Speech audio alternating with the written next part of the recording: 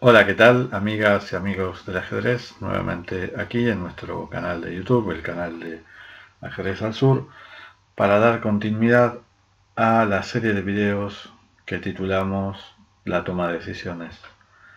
En este caso, con esta tercera entrega, vamos a ver dos interesantes ejemplos en los que funcionan los elementos que detallamos en la primera entrega. Estos eran el cálculo, conocimiento previo, compresión o juicio posicional y la intuición. Como señalamos anteriormente, estos elementos es raro que se encuentren aislados del resto, siempre se interrelacionan. Y en este primer ejemplo vamos a ver cómo la capacidad de cálculo, cuando va unida al conocimiento, determina una orientación correcta del cálculo. Es muy difícil solamente con el cálculo llegar a conclusiones,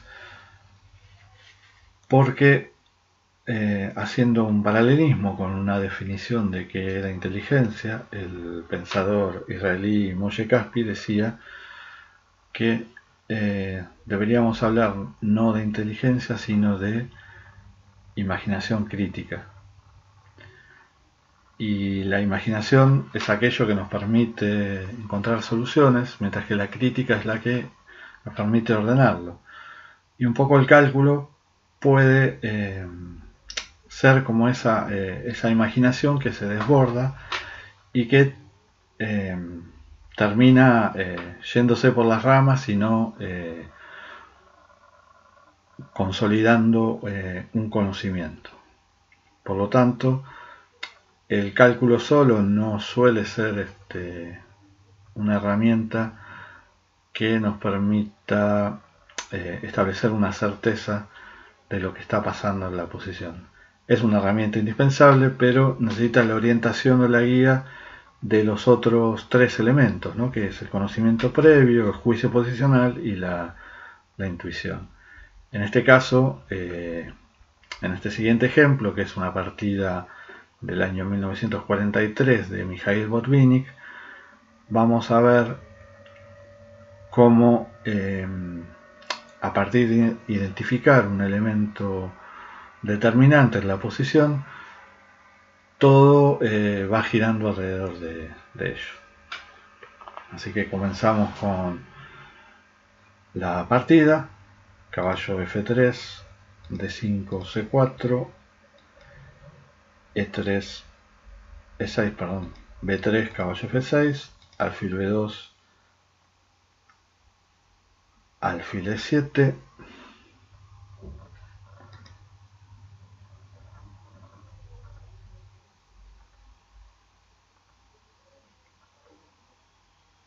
E3,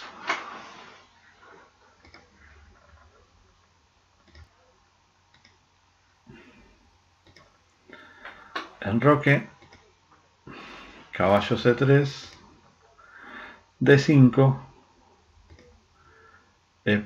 C por D5, caballo por D5, caballo por D5, y aquí las negras eligen un camino que se va a demostrar después que es inferior, que es D5. ¿Y por qué es inferior? Lisa y llanamente porque las negras van a quedar con un peón dama, con el peón dama aislado. Si bien esto no es definitivo, ya es una señal de alarma y van a tener que trabajar de manera muy precisa para que esa ventaja no se termine concretando.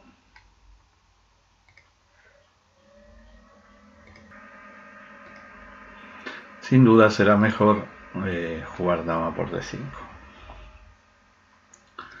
Bueno, tras E por D5 las blancas consiguen ese peón aislado por medio de D4, C por D4, dama por D4, y acá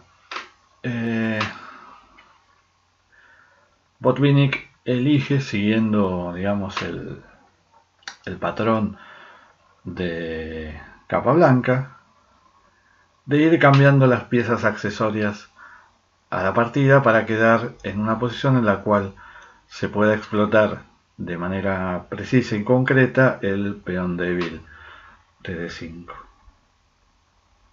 Esta jugada obviamente lleva a que el negro defienda el mate con alfil F6 y se produzca el cambio de piezas que se ve muy frecuentemente en las partidas de el genial gran maestro cubano José Raúl Capablanca.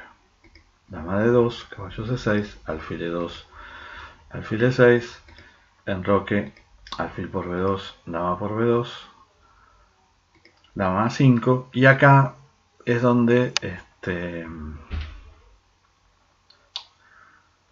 se concreta aquello que habíamos hablado al principio de este video. Toda la energía de las blancas va centrada a apuntar al punto precisamente débil de las negras, que es el peón de D5,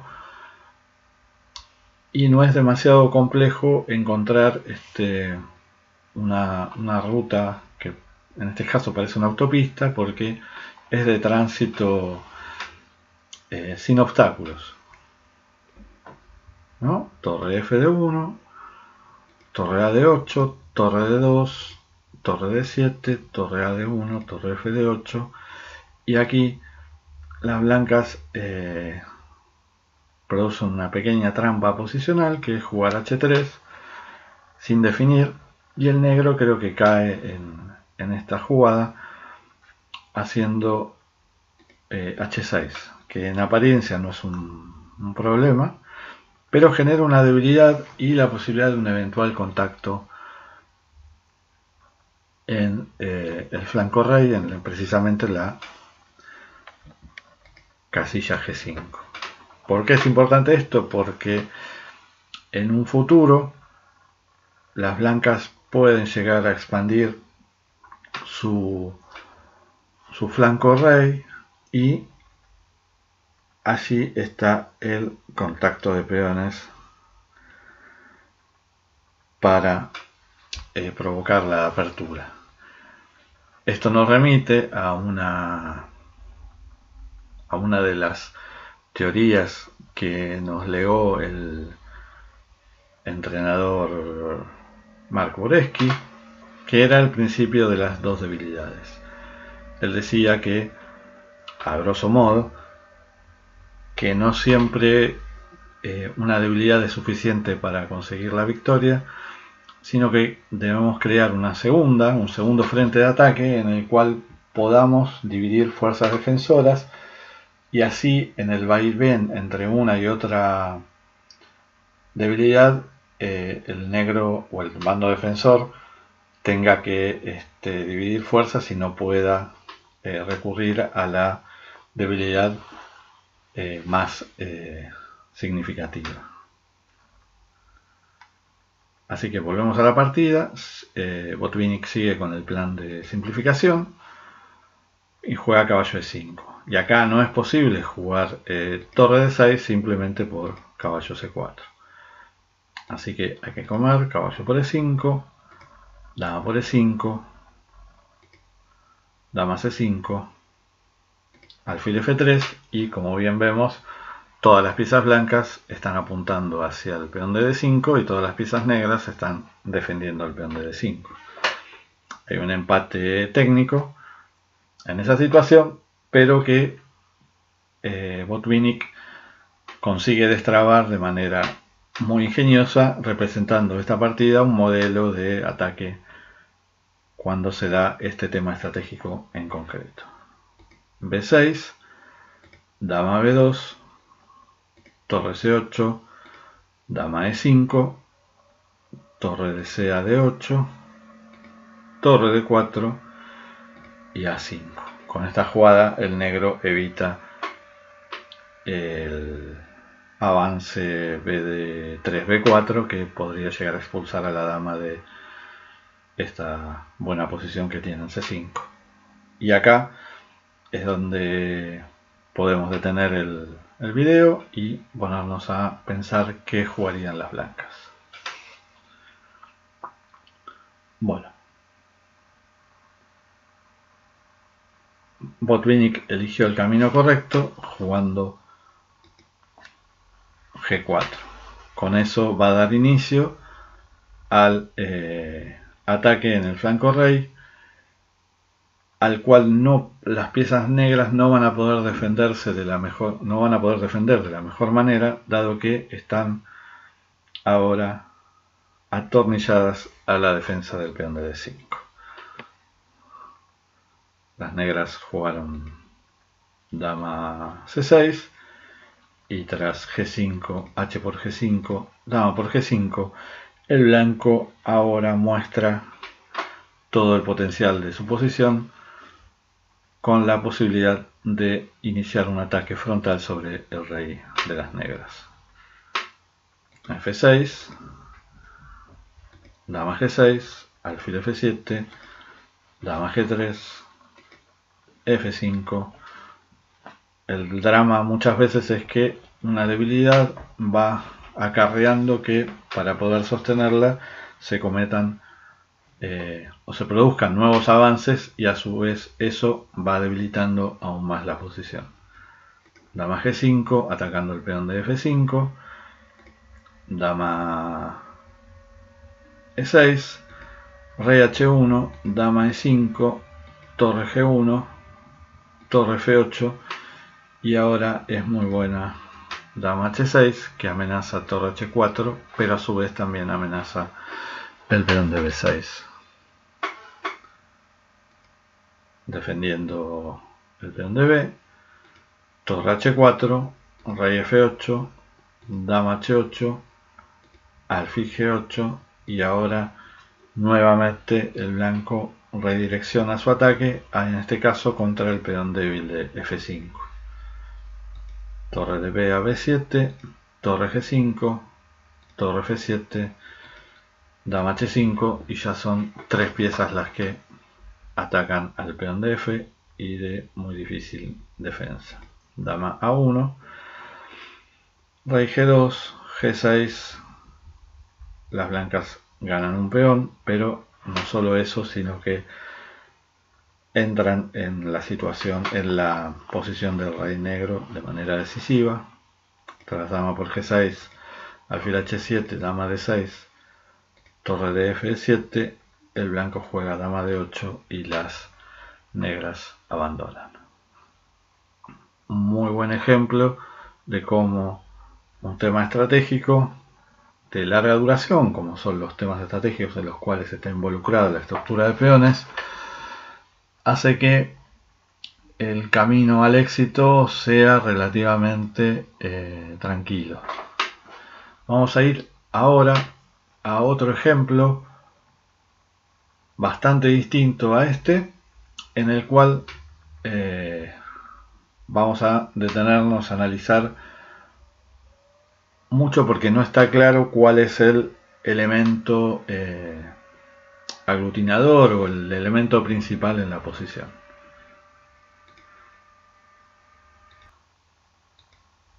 Bueno, esta posición fue usada por Mark Boresky en su libro Manual Analítico, un libro muy recomendable donde hay ejemplos muy complejos. La verdad que uno aprende mucho con ese libro porque está buena parte del saber de Boresky, que no solo se concentra en un determinado aspecto del ajedrez, sino en cómo a través del uso de ejemplos muy bien seleccionados uno puede ir, tanto como entrenador como entrenado, ir mejorando en la posibilidad de adquirir nuevos hábitos positivos para ir progresando en precisamente la toma de decisiones durante una partida de ajedrez. Esta posición no es una partida que tenga jugadores definidos, sino que surge a partir de una columna del gran maestro inglés ya desaparecido Tony Miles, que Boresky utilizó como ejemplo para evaluar a sus jugadores que estaba entrenando. Lo que te pedimos nuevamente es que detengas el video y analices durante unos 10 minutos qué te parece la posición y qué jugadas o qué opciones estarían disponibles para las blancas, que son las que juegan en este momento.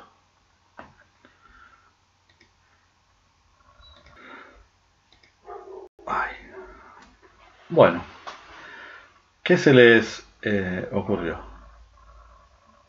En carpeta creo que tenemos casi 8 jugadas en este momento que las blancas pueden realizar, y les dijimos que evalúen durante 10 minutos porque obviamente no se trata de hacer un análisis demasiado complejo o muy complejo de la posición, sino de ir generando este tipo de hábitos de los que hablábamos antes respecto a cómo evaluar y cómo tratar de encontrar las jugadas que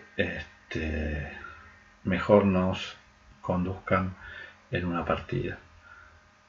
En este caso, seguramente luego de haber analizado vas a encontrar interesantes opciones. Lo que ahora te volvemos a pedir es que vuelvas a analizar durante 10 minutos, y si esto no te genera ningún cambio en la valoración de la posición, vamos a poder pasar al siguiente nivel. Y si te lo produjo, o sea que te generó un cambio el disponer de más tiempo, también toma nota en un papel o en el Chessbase o donde el elemento que uses para eso, y vamos a hacer un poco de suspenso y vamos a seguir en el video siguiente con todas las instancias que podemos evaluar acá.